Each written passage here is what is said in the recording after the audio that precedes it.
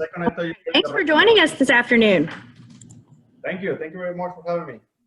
All right, we're going to kick off with questions. If you have a question for Daniel, go ahead and please raise your hand, and we'll be sure to monitor both the participants area and the chat session. Before we kick to questions, though, I just wanted to ask you about your paint scheme. What does it mean to you to be able to carry the paint scheme of the Betty Jane France Humanitarian Award on your car? Well, every time that you get the opportunity to work with a foundation, it has a special value because really foundations are, built to help others, and in this case, obviously helping kids. I'm very big into helping kids to give special experiences and special help. Because already they're the future of our sport, they're the future of our country and the world. So I'm very, very happy to have this opportunity, and I'm really looking forward to have a very, very good looking car in one of my favorite races over East Texas.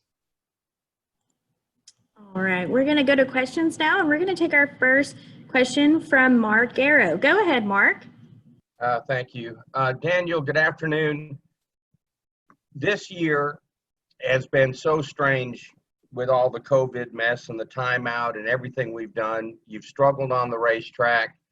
Now you're heading towards a new situation. Just how do you look at the whole year, the way it's gone for Daniel Suarez? Well, I'm trying to be positive every day, every weekend. I can lie to you. It's difficult to go to a racetrack knowing that your car won't be as good as some of the others. That's extremely difficult, especially when I didn't know that they were supposed to be like this. But listen, this year has been very difficult for many people, and I'm very, very fortunate. I'm very lucky that at least I have the opportunity to keep doing what I love to do. This year is not, in my opinion, is not a year of luxuries. So, we have to be grateful, and we have to feel fortunate that we have all the means to go to a racetrack and race and put a good show for a lot of people, fans, sponsors, and of course, NASCAR. So, it's been a roller coaster for everyone.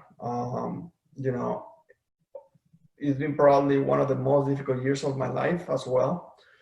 But at the same time, they say that what doesn't kill you make you stronger, right? So I truly believe that I'm much better mentally and physically than what I was in the beginning of the year. So I feel like I can really wait to start 2021. A lot of people don't really understand the project that I'm gonna do with Trackhouse Racing, but a lot of people have been asking me, hey, why you're betting again into another new team? In a way, yeah, it is a new team, but it's not. So we're gonna see that next year, and really looking forward to be able to compete and to be able to show what I can do in the racetrack again. Thank you. Okay, we're going to go to our next question from David Smith. Go ahead, David. Hello, Daniel.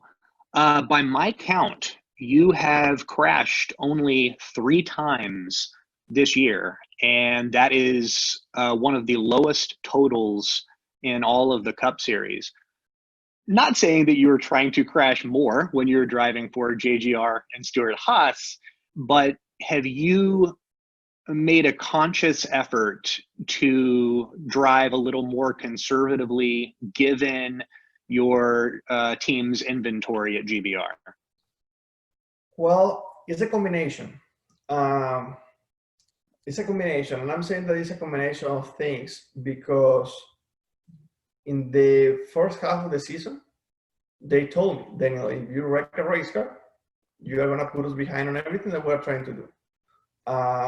So yeah, in the first half of the season, I was driving probably 95% because I knew that if I was hitting the wall or wrecking, that was gonna be 2 or 3 steps behind. I was gonna put the whole group to trying to rebuild the car, and who knows if he was gonna be able to rebuild, because the cars that we have today, they are cars that are quite a bit older than the rest of the competition. So again, it's extremely difficult when you're competing like this. And again, it wasn't supposed to be like this, but this is the position I ended up, with, and there's nothing we can do about it. So that's one of the two reasons. And the second reason that probably is gonna sound a little bit mean, but is reality, is that when you're running slower, you're racing less people, and you have less chances to wreck. So when I'm running in the front, when I'm running 10th, 5th, and that's kind of like what I'm used to. You're running a lot of people, and you have to, on racer, you have to be super aggressive, and you have to make some crazy moves and defend yourself, and you take more chances when your car is running 28th, 30th. You push as hard as you can and still run 28th, 30th. That's when you have to be a little bit smart and understand that it doesn't matter what you do, the guy's gonna run 28th. Is this a philosophy, the things that you have learned driving for a small team this year? Is this something that you can carry with you next year to Trackhouse? Well, like I said, I feel like this year has made me stronger personally and mentally. And the reason of that is because, it's been very difficult, especially, the way that my career is being taking place the last few years. I don't wish that to anyone, because it's extremely difficult to be on this position and to be put on this position when you can drive race cars, and when that you are doing the right thing. But it's everything about the people. It's everything about the people that is around you, and it's everything about the right time. And unfortunately for me, I haven't found that yet. I think I just did. We will find out next year. Thank you. Thank you. Okay, we're going to take our last question here from Woody Kane. Go ahead, Woody. Hi, Daniel. Appreciate your time. I'm just curious, with all the craziness of this year, what your off season looks like. I mean, in the past, you've posted some great pictures of road trips. You've restored cars. Are you going to get some R&R relaxation in, or going to stay close to the team? What's your off season look like? Yeah, thank you for asking. This off season is going to be a little bit different. Right now we're not even done yet, and I'm already working, with my new engineers, and I'm already doing a few things here and there to prepare and to start making some ground for next year.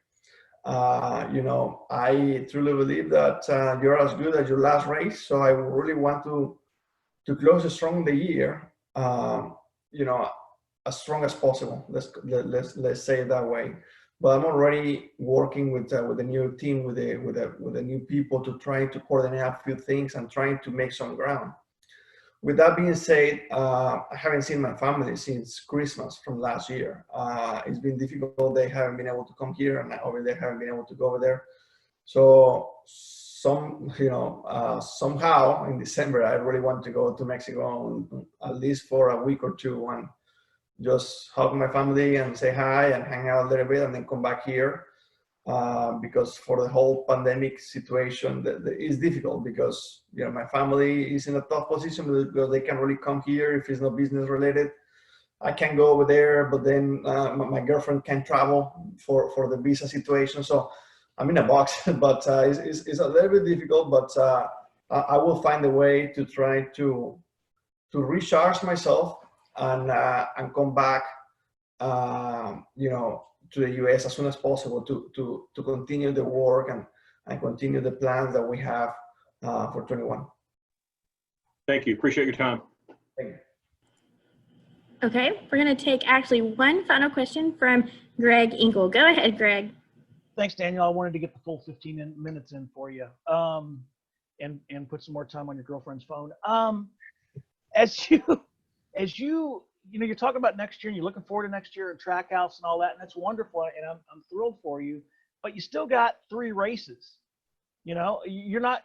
Are you giving up? With this team, are you going to try and do the best you can with what you got? And Trackhouse, I mean, it sounds like they've got a good base, but it's not a Hendrick. It's not a Joe Gibbs Racing. Are you just that much more confident that there'll be better performance over there? Have you seen things over there that's going to assure that you're going to have better performance when you get over there? Well,